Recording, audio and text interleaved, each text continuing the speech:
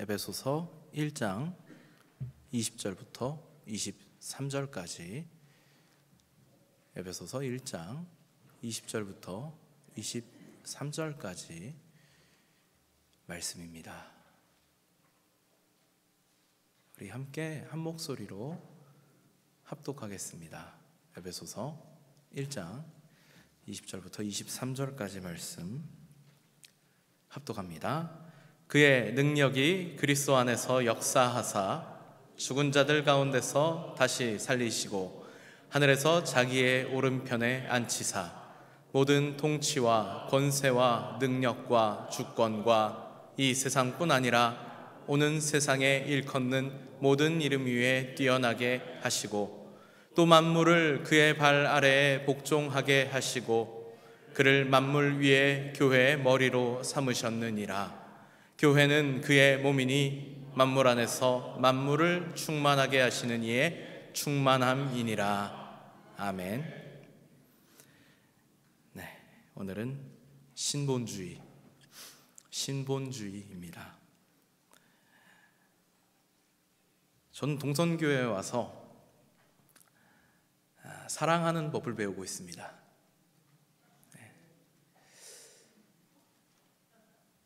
부끄러운 이야기를 고백하게 됐는데요, 교회를 사랑합니다. 왜 교회를 사랑하는가? 지금 아멘 하신 분들도 교회를 사랑한다는 고백을 하신 거죠? 왜 교회를 사랑하실까요? 교회는 예수님의 몸이기 때문에, 지금 고백하신 것처럼 예수님의 몸이기 때문입니다. 예수님을 사랑하기에 그분의 몸된 교회를 사랑하지 않을 수 없는 것입니다. 아멘 하십니까? 그런데 오늘 많은 사람들이 교회를 종교 조직으로 또 사회적 단체로 보려고 하는 그런 관점들이 있습니다. 심지어는 교회 안에 어떤 인간의 논리로 교회를 운영하려고 하는 그런 시도들이 들어오고 있습니다. 이것을 이제 우리가 인본주의라고 부르는데요, 저는 오늘 이 인본주의에 반대하는 그러한 내용에 하나님 말씀을 따라서 하나님 뜻에 따라 하나님께 모든 것을 맡겨드리는 교회의 원리를 살펴보고자 하는 것입니다. 교회의 머리는 사람이 아니라 예수 그리스도이십니다. 그래서 우리가 오늘 읽은 대로 성경이 그리스도를 교회의 머리라 선언하고 계심을 확인합니다. 오늘 본문에서와 같이 또 골로새서 1장에서도 역시 예수님을 교회의 머리라 선언하는데요, 한번 보겠습니다. 골로새서 1장 18절 말씀이고요, 같이 한번 읽어보겠습니다. 시작. 그는 몸인 교회의 머리시라. 그가 근본이시요 죽은 자들 가운데서 먼저 나신 이시니 이는 친히 만물의 으뜸이 되려 하심이요. 아멘. 저희가 오늘 에베소서의 말씀은 총 20절부터 23절까지 총 4절을 읽었는데요, 그 4절의 말씀이 골로새서 이 1장 18절 안에 다 담겨 있습니다. 예수님께서 교회의 머리라 하실 때 이것을 부인하는 기독교인은 아마 없을 것입니다. 예수님께서 교회를 친히 세우셨다는 것도 우리가 동의할 수 있습니다. 마태복음 16장 18절에 보니까 예수님이 그리스도이심을, 하나님의 아들이심을 고백하는 그 고백을 들으시고 이렇게 말씀하십니다. 또 내가 내게 이르노니 너는 베드로라. 내가 이 반석 위에 내 교회를 세우리니 음부의 권세가 이기지 못하리라. 아멘. 그래서 예수님이 그리스도이심을 고백하는 이 고백이야말로 교회의 근간이 되고 그분이 교회의 주인이심을 인정하는 것이 되는 것입니다. 우리 동선교회는 장로교회입니다. 장로교회는 신학적으로는 칼빈주의, 정치적으로는 장로제도를 따르고 있는 것입니다. 칼빈주의라 그러면 이제 종교개혁가였던 요한 칼빈이 성경을 삶의 절대 기준으로 삼고자 어떤 그 성경을 보는 태도, 관점, 이러한 것들을 정립한, 신학적 체계를 정립한 그런 체계라고 볼 수 있는데요, 어떤 한 사람의 신학적인 견해를 따른다라고 하는 것은 아닙니다. 사실은 이제 종교 개혁이라고 해서 우리 개혁주의를 표현할 때, 장로교회를 이야기할 때 개혁주의라고 흔히들 말씀을 많이 하시는데, 이제 세계적인 추세가 이 개혁주의라고 하는 말을 굉장히 폭넓게 사용을 하고 있습니다. 그래서 최근에는 보니까 이제 우리 장로교회뿐 아니라 개혁주의라고 하는 말을 종교 개혁 전통을 따르는 모든 교회들이 다 사용합니다. 루터 교회라든지 웨슬레안 전통을 가지고 있는, 웨슬레안 신학을 가지고 있는 그런 교회들도 큰 범주 안에서 개혁주의라고 말을 하기 때문에, 조금 우리가 이제 우리의 신학적 정체성이 뭐냐 이렇게 말할 때는 칼빈주의라는 말을 할 수밖에 없지만, 사실은 이것은 이제 어떤 개인의 견해를 따른다는 것보다는 우리가 성경을 성경대로 본다, 이것을 중요하게 여기는 그런 관점입니다. 신학적으로는 그렇고요. 정치적으로 보면 장로제를 가장 성경적인 칠의법이라고 믿고 고백하는 교회입니다. 이 장로님들이 교회를 다스리는 당회를 구성하고요. 당회는 노회의 7위를 받습니다. 노회라고 하는 것은 각 지교회의 목사님들, 그리고 또 그 외에 노회에 속한 다양한 목사님들이 계시고요. 그리고 또 대의원으로 파송된 장로님들로 구성이 됩니다. 장로교회에서 목사는 가르치는 장로로서 역할을 합니다. 그러니까 저도 장로의 직분을 받은 거예요. 단 저의 역할은 가르치는 것이고요. 우리가 교회에서 우리 교회의 장로님들은 다스리는 역할을 하는 장로님들이십니다. 그래서 함께 교회를 협력하여 섬기고 다스리는 역할을 합니다. 물론 이 일을 사람의 생각으로 감당하는 것이 아닙니다. 교회의 중요한 의사결정을 할 때는 구성원들이 회의를 통해서 결정을 하는데요. 그렇지만 그 과정이 우리가 잘 보면 여러 사람들의 의견을 듣고 모아서 결정하는 것으로, 마치 다수결로 결정하는 것처럼 보이지만 사실은 다수결로 하는 것은 아닙니다. 우리는 다수의 사람이 원하는 일이기 때문에 하지 않습니다. 하나님께서 교회를 다스리는 방법으로 다스리는 사람들을 세우셨고, 그들이 하나님의 뜻을 구하고 결정한다고 믿는 것입니다. 우리가 교회의 직분자를 세울 때도 마찬가지입니다. 성경적 원리를 따라서 이 일들을 하고 있습니다. 그래서 디모데전서 3장이나 디도서 1장에 보면 직분자를 세울 땐 이러이러한 사람들을 이런 과정을 통해서, 이런 절차들을 통해서 세워라 라고 하는 그런 말씀들이 나와 있습니다. 그러니까 성경적 원리를 따라서 어떤 역할을 하는 사람들이 어떤 절차를 따라 세워지는 것인지, 어떤 사람들에게 역할을 맡겨야 할 것인지 정하고 있습니다. 우리가 교회에서 행하는 이 투표라고 하는 방식도 일종의 민주적인 절차, 민주적인 요소를 담고 있습니다만, 이건 다수결 투표가 아닙니다. 그럼 다수결이 아니라 뭐냐? 무엇으로 정해지는 것이냐? 그러면 진리를 따르는 것입니다.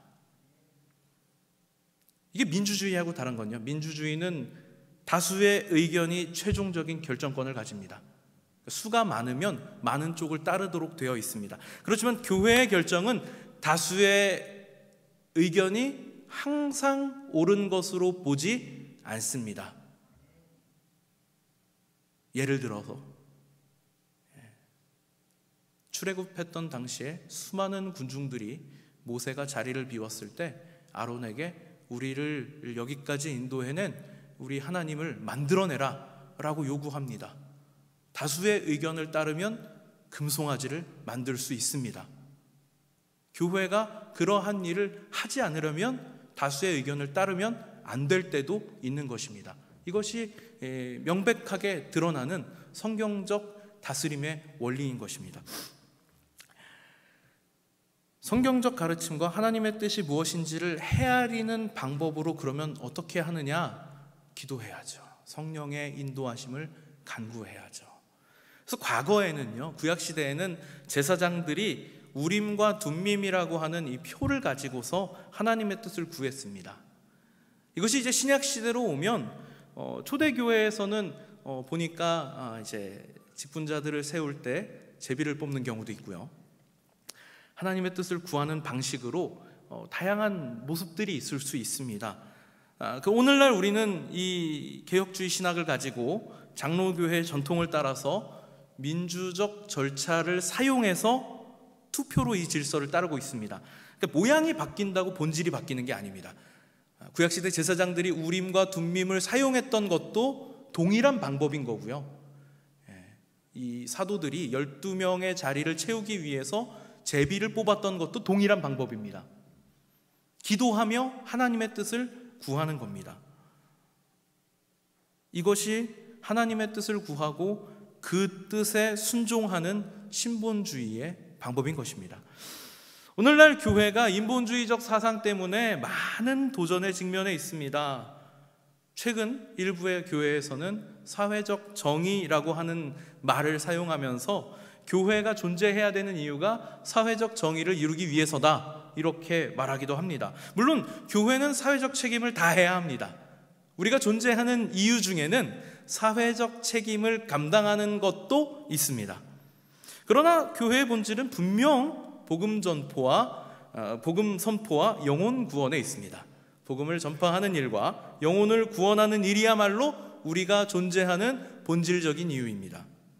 우리 주님께서 공생애를 통하여서 하신 사역이 바로 이것입니다. 물론 예수님이 연약한 이들, 가난한 이들, 병자들을 찾아가셔서 그들과 함께 하셨습니다. 그러나 그냥 함께 하신 걸로 끝나지 않죠.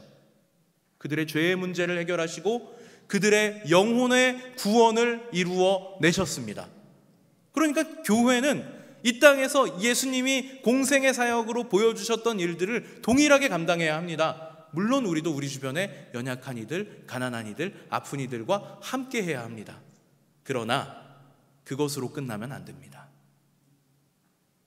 그들의 죄의 문제를, 그들의 영혼의 문제를 해결할 수 있는 바로 우리 주의 복음을 전해야 하는 것입니다. 물론 초대교회에서도 구제가 중요한 일이었습니다. 그러나 초대교회에서 역시도 본질은 기도하는 일과 말씀 사역이었습니다. 기억나시나요? 초대교회에 7 집사님들을 세우셨던 이유가 뭐냐면 기도하는 일과 말씀 사역을 하기 위해서였습니다.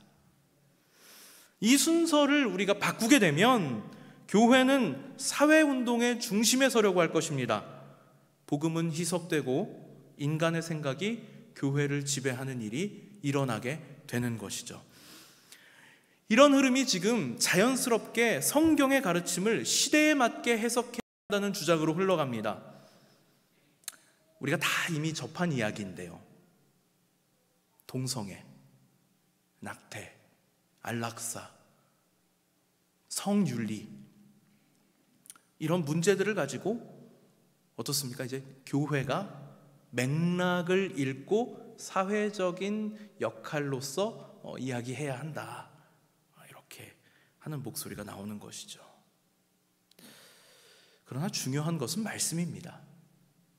성경은 어제나 오늘이나 영원토록 동일하신 예수 그리스도를 말씀합니다. 어제나 오늘이나 영원토록 동일하시다는 데에 우리가 방점을 찍어야죠. 진리는 바뀌지 않습니다. 시대가 바뀌었다고 진리가 바뀌면 그건 진리가 아니죠. 바뀔 수 있는 것을 진리라 말할 수 없는 것입니다. 진리는 영원하고 바뀌지 않고 교회는 진리를 따라야 하는 것입니다. 이것이 신본주의입니다. 그러면 주가 되신 그리스도가 교회의 머리가 되셨으니 우리가 그분의 뜻을 잘 따르기 위해서 무엇을 해야 할 것인가? 먼저는 말씀으로 우리를 다스려야 합니다. 저희가 십자가 공로로 거듭나게 되었습니다. 그런데 안타깝게도 지금도 저희들 한 사람 한 사람, 저도 역시 마찬가지고요, 우리는 우리 본성 안에서는 끊임없이 우상 만드는 일을 하려고 합니다. 종교개혁자 요한 칼빈은 이것을 인간의 마음은 우상 만드는 공장이다, 이렇게 표현합니다. 안타깝게도 우리는 우리 마음이 요구하는 바를 따르면 곧 거의 자동으로 뭐 완전히까지는 아니겠지만 우리 마음이 요구하는 바를 따라가다 보면 결국에 그 끝에는 우상 만드는 일로 남게 되는 것입니다. 바울이 로마서 7장에서 이런 우리 상태를 가리켜 하나님의 법과 맞서 싸우는 죄의 법에 사로잡힌 상태다, 이렇게 표현합니다. 그래서 우리는 예수 그리스도를 말미암는 것만이 하나님의 법에 순종하는 것이라 고백을 하는 것입니다. 말씀 앞에서 겸손하게 나 자신을 비추어 바라볼 줄 아는 것이 우리에게 필요한 태도입니다. 성경은, 말씀은 거울의 역할을 해야 합니다. 나 자신을 비추어 내 얼굴에, 내 몸에 더러운 것이 묻지는 않았는지 확인하는 역할로서 말씀을 사용하셔야 합니다. 이를 위하여서 우리가 가장 중요하게 해야 될 것이 무엇이냐? 성경 중심의 교육입니다. 교회 안에서 성경을 교육하는 것은 지극히 당연한 일이죠. 제가 복음 전파가, 말씀 사역이 교회의 본질이라고 말씀을 드렸습니다. 당연히 해야 되는 일입니다. 그런데 더 중요한 것은 여러분, 가정 안에서 성경을 교육하셔야 됩니다. 최근에 이제 우리 이 가정사역부 내에서 가정 예배를 시작하셨어요. 그래서 이제 말씀을 함께 묵상하고 은혜를 나누고 나눈 내용들을 이렇게 같이 공유하고 계십니다. 우리 교회가 모두 다 이런 모습을 갖기를 기도하면서 이제 먼저 시작한 거예요. 같이 동참하시면 좋을 것 같습니다. 한 주가 총 168시간이에요. 그러면 이 168시간 중에서 우리가 말씀을 대하는 시간이 얼마나 될까 계산을 한번 해봤습니다. 일주일에 주일 예배 한번 나오시는 분은 168분의 1입니다. 수요 예배 금요 성령 집회 나오시는 분은 168분의 3입니다. 절대적이지가 않습니다. 너무 적죠.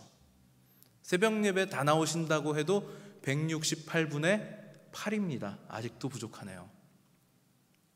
우리는 가정에서의 수많은 시간들을 말씀을 멀리한 채 보내고 있죠. 우리 마음이 원하는 대로, 하라는 대로 따라가게 되어 있습니다. 우리가 아무리 말씀을 가까이 하려고 노력해도 일주일에 150시간 이상을 너희 마음이 요구하는 바를 따라라, 너희가 하고 싶은 대로 하는 것이야말로 참 자유다라고 말하는 인본주의 세계관으로 계속해서 영향을 받고 있습니다. 여러분, 가정에서 말씀과 예배 세우는 일에 최선을 다하시기 바랍니다.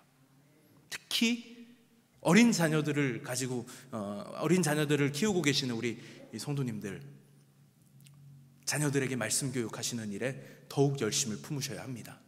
지금 세상은 우리 아이들에게 수많은 미디어를 사용해서, 여러 가지 방법들을 사용해서 인본주의 세계관을 심어주고 있습니다. 이 아이들이 말씀으로 교육받지 못하면 일주일에 168분의 1을 제외한 나머지 시간 인본주의 세계관으로 꼭 똘똘 뭉쳐서 하나님 말씀을 멀리하고 하나님 말씀에 반하는 세계관을 가지고 교회의 가르침을 이제 거부하고 세상으로 나아갈 것이 분명합니다. 무서운 세상을 지금 살아가고 있습니다. 경계해야 합니다. 그 다음으로 우리가 생각해야 할 것은 교회의 질서와 직분을 존중하고 하나님이 세우신 제도를 존중해야 하는 것입니다. 우리 주님이 머리가 되시고 우리는 각 지체로서 몸을 이룹니다. 성경은 한 지체가 고통을 당하면 모든 지체가 같이 고통을 당하고, 한 지체가 영광을 받으면 모든 지체가 함께 기뻐하는 것이라 말씀합니다. 이것은 참으로 진리입니다. 여러분, 우리 몸 어디 한 군데가 아파도요, 온몸이 괴롭습니다. 제가 최근에 치과 치료를 받으러 치과에 다녀왔는데요, 충치가 생겼다 그러더라고요. 충치 한번 생기면 여러분 굉장히 괴롭습니다. 이 아프고 끝나는 게 아니죠. 막 머리까지 지끈지끈합니다. 이게 심해지면 온몸을 움직일 수 없는 몸살이 납니다. 이것이 당연한 거예요. 교회의 지체가 아프다? 그럼 우리 모두가 아파야 합니다. 그게 정상입니다. 그것이 진리입니다. 바꿔 교회의 지체가 영광의 자리에 섰다. 그것은 우리 모두의 영광입니다. 함께 기뻐하고 함께 축하해야 하는 것입니다. 이것이 진리입니다.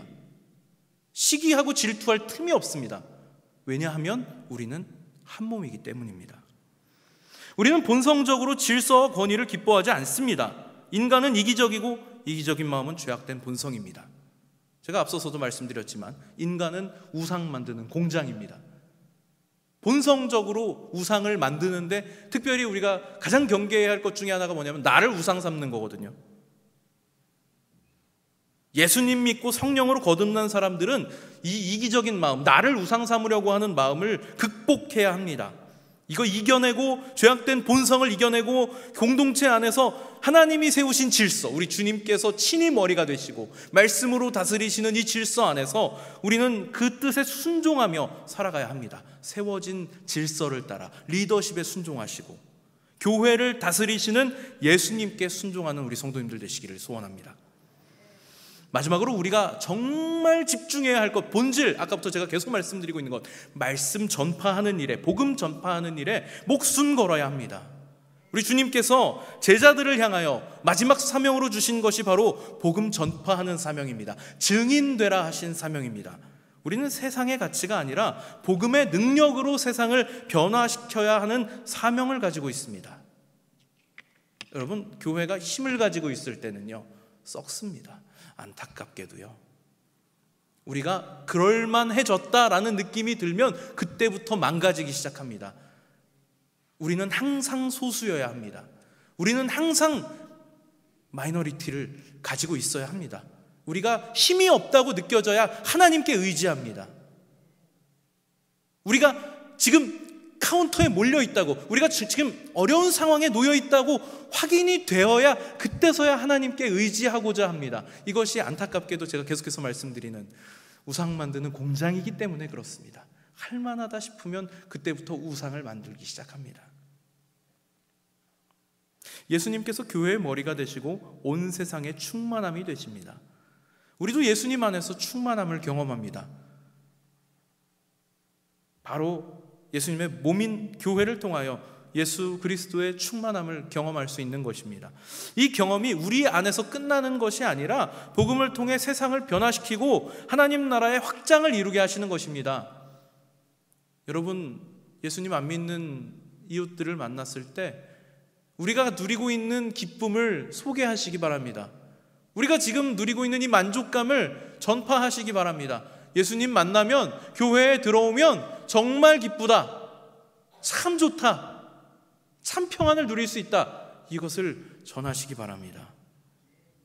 복음을 통해서 세상을 변화시키는 것, 만물을 충만하게 하시는 은혜는 결국 창조 당시 하나님이 임재하셨던 이 온 창조 세계에 하나님께서 충만하실 때 하나님이 보시기에 심히 좋았더라 하셨던 그때와 같이 지금은 죄로 인해 타락한 이 피조세계가 하나님의 임재를 볼 수도 없고 경험할 수도 없고 찾을 수도 없었지만 이 땅에 오신 예수 그리스도를 통하여서 회복됨을 바라볼 수 있게 된 것을 전할 수 있어야 하는 것입니다.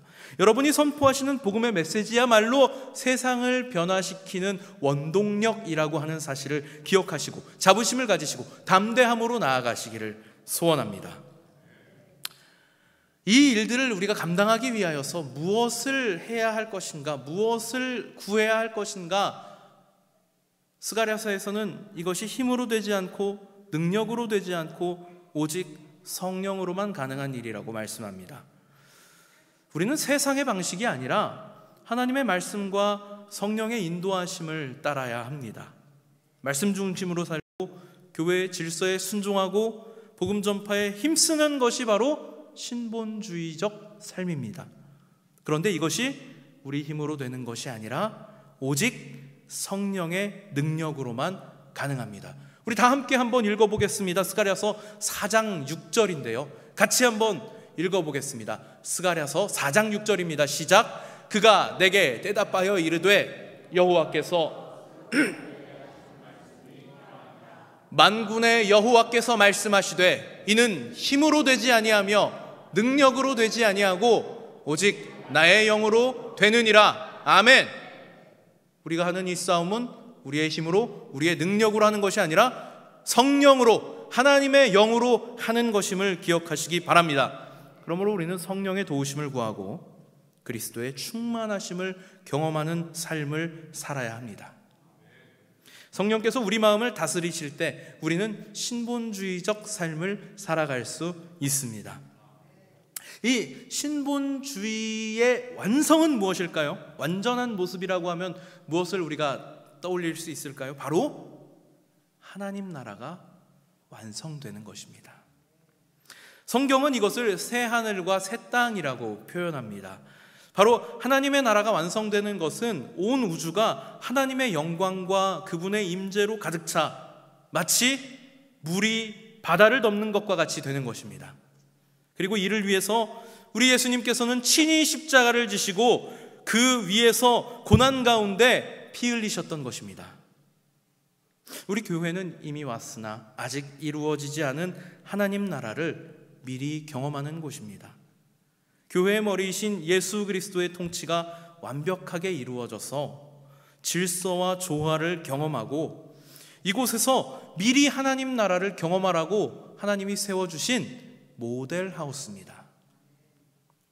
우리가 이미와 아직의 긴장 속에서 살아가고 있기 때문에 우리는 이 안에서 실패를 만날 수도 있고 좌절을 경험할 수도 있습니다.